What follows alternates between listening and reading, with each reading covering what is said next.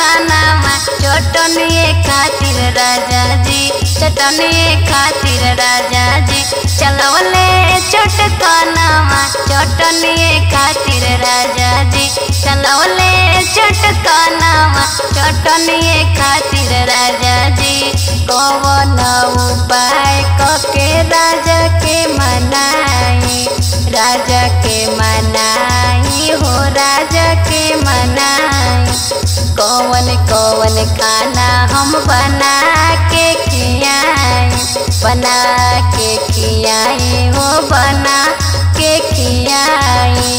सासु नदिया हमर मारेली मेहनवा, मारेली मेहनवा हो मारेली मेहनवा। चटनिए खातिर राजा जी चलवले चटकाना चटनिए खातिर राजा जी चलवले चटकाना चटनिए खातिर राजा जी। कहेलन राजा हमसे दिलावा के बतिया, दिलावा के बतिया हो दिलावा के बतिया। कौन सवतिया उनकर मार दिहलस मोतिया, मार दिहलस मोतिया हो मार दिहलस मोतिया।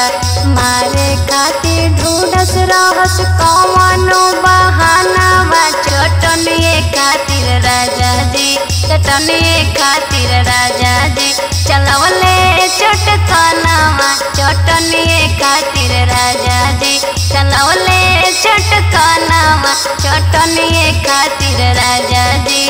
दूसल बाड़े राजा हमर खातिर नैकन खाना चटनिए खातिर राजा जी, चटनिए खातिर राजा जी चलवले चटकाना चटनिए खातिर राजा जी चलवले चटकाना चटनिए खातिर राजा जी, चटनिए खातिर राजा जी चलवले चटकाना चटनिए खातिर राजा जी।